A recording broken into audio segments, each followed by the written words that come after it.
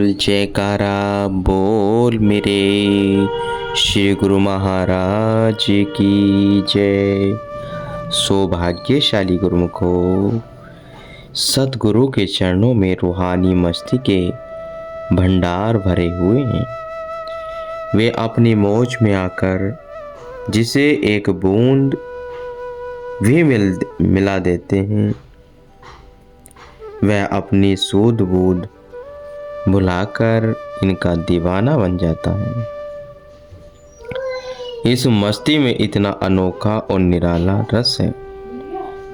यह मस्ती वह मस्ती है जिसे पा लेने पर जीव दुनिया के सुख दुख वह मस्ती है जिसे पा लेने पर जीव दुनिया के सुख दुख व उतार चढ़ाव की कोई परवाह नहीं करता, अपितु आठों याम इस मस्ती में ही खोया रहकर मान अपमान से परे हो जाता है और आनंद के भंडारी संत सतगुरु से आत्मा का संबंध जोड़ सुख रूप हो जाता है।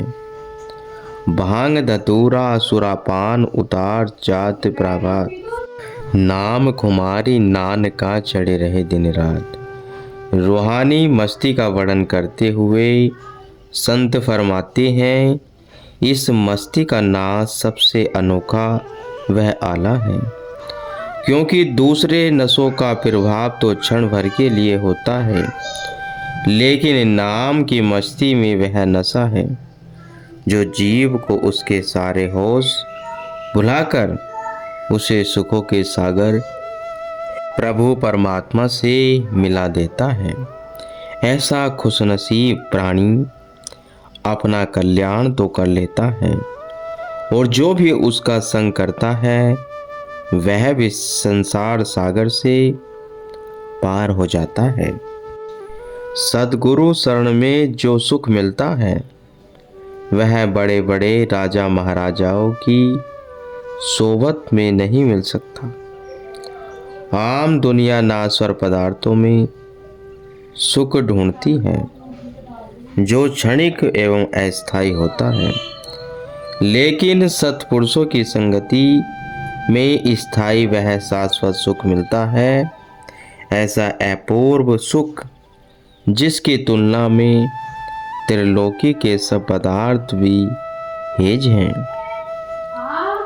राजा जनक जी को जो सुख और आनंद ऋषि अष्टावक्र जी की संगति से मिला, उसके बदले में अपना सारा राज्य उनको सौंप कर भी वे उनके एहसान मंद रहे। राजा भर्तहरि अपना राजपाट छोड़कर सन्यासी बन गए। भरत ने भगवान राम के प्रेम में सब राजसी सुख सुविधाएं होते हुए भी भगवान राम के वनवास के अवधि काल में तपस्या और जैसा जीवन व्यतीत किया। मीराबाई ने रानी होकर भी हकीकी सुख को पाने के लिए महलों का सुख त्याग दिया और भगवान श्री कृष्ण जी की जोगन बनने में ही सच्चा आनंद पाया। इस मस्ती का आनंद तो वही जानते हैं जिन्हें इसे प्राप्त करने का सौभाग्य मिला है। एक प्रेमी ने प्रभु प्रेम का रसपान किया हुआ था। जाड़े के दिनों में वह रात को एक भट्टे आरे की भट्टी में पड़ी गर्म राख के ऊपर सोया रहा। इस कौतुक को उस राज्य का राजा अपने महल की खिड़की में से खड़ा होकर देख रहा था। उसे ऐसी हालत में इतने मजे से सोता हुआ देखकर राजा आश्चर्यचकित रह गया। उससे रह न गया और उसने अपने कर्मचारी को भेजकर उसे बुला लाने का आदेश दिया। कर्मचारी ने जाकर उसे राजा का आदेश कह सुनाया। वह प्रेमी उसके साथ राजा के महल में पहुंच गया। राजा ने उससे पूछा, आपने रात कैसे बिताई? प्रेमी ने उत्तर दिया, कुछ आप जैसी और कुछ आपसे अच्छी। राजा वह सुनकर और भी हैरान हो गया और पूछने लगा कि वह कैसे? मैं तो मखमली गद्दों पर सोया हुआ था और आप राख पर। फिर आपकी रात मेरी रात से अच्छी कैसे हुई? प्रेमी बोला, राजन, जो रात मैंने और आपने सोकर गुजारी वह तो एक जैसी ही थी, क्योंकि नींद में न आपको गद्दों का होश था न मुझे राख का। बाकी जो रात जागकर गुजारी वह मेरी आपसे इसलिए अच्छी थी क्योंकि मेरा वह समय मालिक के प्रेम की मस्ती में बीता, जबकि आपका वह समय राजपाट की अनेक प्रकार की चिंताओं और फिक्र में व्यतीत हुआ। राजा समझ गया कि ये कोई कमाई वाले संत हैं जो इतनी निर्भीकता से बोल रहा है। राजा ने उनकी सच्चाई भरी बातों से प्रसन्न हो उनसे पूछा कि आपने वह अवस्था, वह पद कैसे प्राप्त किया? उन्होंने कहा कि यह सब मेरे गुरुदेव के चरणों की धूलि की महिमा है, जिसे मस्तिष्क पर लगाकर मेरी का रोग मिट गया और सब इच्छाओं व वासनाओं का सफाया हो गया। मन में हर समय सब संतोष की खुमारी है, इसलिए सद्गुरु की कृपा से उनका यशोगान करता हुआ मैं निश्चिंत जीवन बसर कर रहा हूँ। राजा उस प्रेमी की बातों से बहुत प्रभावित हुआ और उस प्रेमी को आग्रह करने लगा कि मुझे भी श्री सद्गुरु जी के दर्शन करवाकर नाम की अमोलक दात दिलाने की कृपा करें। उस प्रेमी ने राजा को भी सच्ची दात से मालामाल करवा दिया। उन संतों की अमृतवाणी सुनकर राजा का हृदय सच्चे आनंद से झूम उठा। हरि पी आगाने अमृत वाने सब स्त्रवै सुखा मन उठे। फरमाते हैं कि सारी खुशियाँ उनके हृदय में निवास करती है जो सत्पुरुषों की अमृतवाणी का पान कर तृप्त हो जाते हैं। सद्गुरु का प्यार पाकर प्रेमी का हृदय प्रफुल्लित हो उठता। श्री गुरु नानक देव जी भी इसी रस का वर्णन करते हुए कथन करते हैं, जिनके चोले रतड़े प्यारे कंदू तिना के पासी, धूणी तिना के जे मिले ते कहु नानक की आरदासी। जिनका तन मन प्रभु प्रेम की खुमारी में रंग गया है, मालिक सदैव उनके पास वास करते हैं।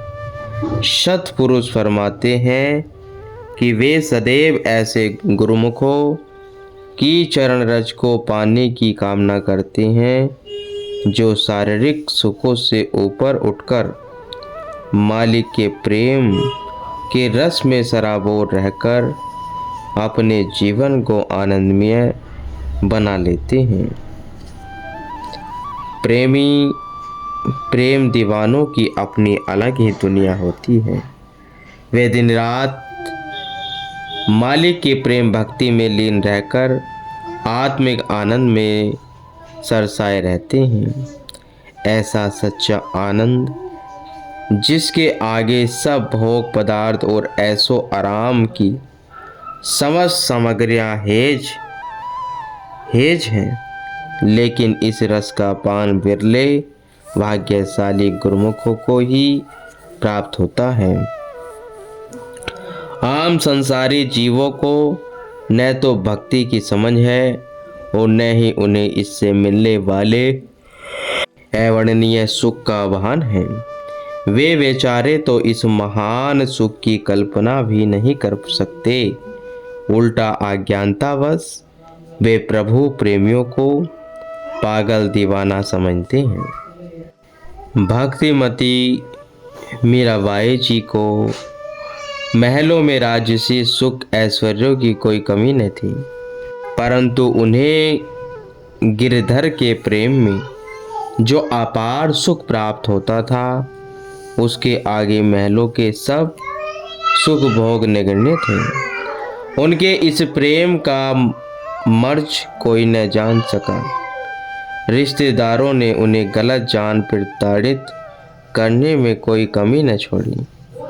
इसी प्रकार बाबा नानक देव जी पिताजी द्वारा दिए गए 20 रुपये से संतों को भोजन करवाकर जब सच्चा सौदा करके आए तो उनके पिताजी उन पर बहुत क्रोधित हुए।